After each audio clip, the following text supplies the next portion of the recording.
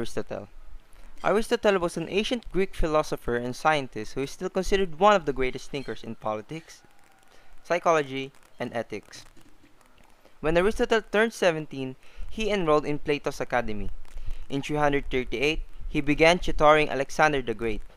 In 335, Aristotle founded his own school, the Lyceum, in Athens, where he spent most of the rest of his life studying, teaching, and writing.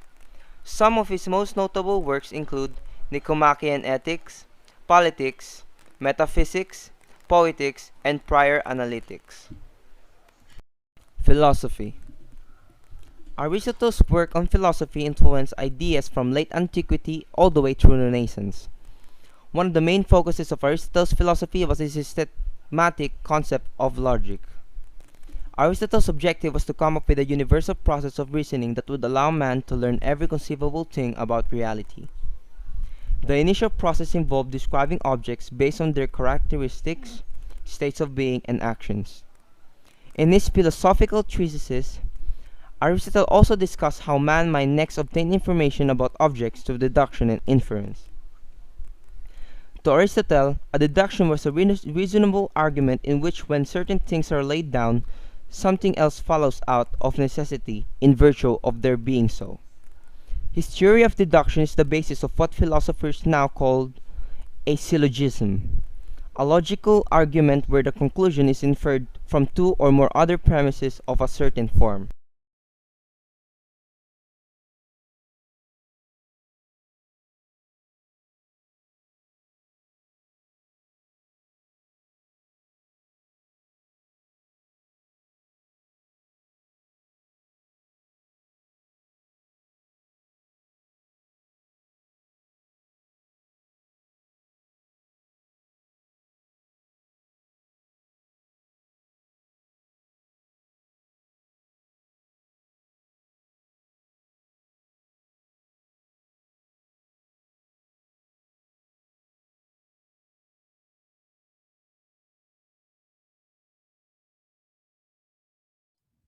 Wife and children.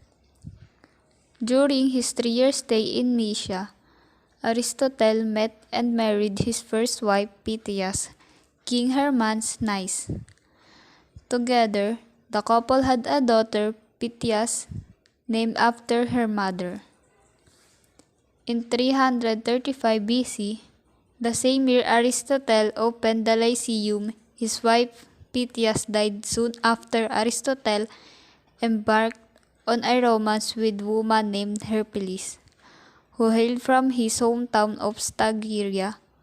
According to some historians, Herpelis may have been slave granted to him by the Macedonian court. They presume that eventually freed and married her. Regardless, it is known that Herpelis bore Aristotle children, including one son named Nicomachus after Aristotle's father. Aristotle's books. Aristotle wrote an estimated 200 works, most in the form of notes and manuscript draft touching on reasoning, rhetoric, politics, ethics, science, and psychology. They consist of dialogues, records of scientific observation, and systematic works. His student Theophratus reportedly looked after Aristotle's writing and later passed them to his own student Nelius, who stored them in a vault to protect them from moisture until they were taken to Rome and used by scholars there. Of Aristotle's estimated 200 works, only 31 are still in circulation. Most date to Aristotle's time at the Lyceum.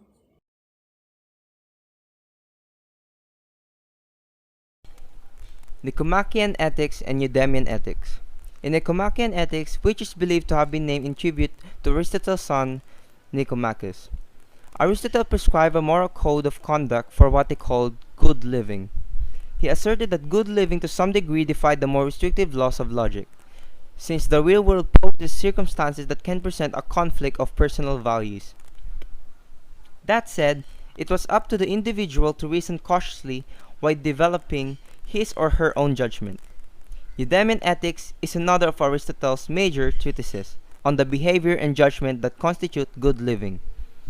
On happiness, in his treatises on ethics, Aristotle aimed to discover the best way to live life and give it meaning, the supreme good for man, in his words, which he determined was the pursuit of happiness. Our happiness is not a state but an activity, and it's determined by our ability to live a life that enables us to use and develop our reason.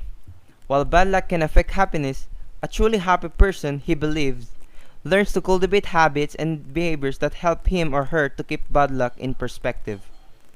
The golden mean. Aristotle also defined that he called the golden mean. Living a moral life, Aristotle believed, was the ultimate goal. Doing so means approaching every ethical dilemma by finding a mean between living in excess and living deficiently, taking into account an individual's needs and circumstances.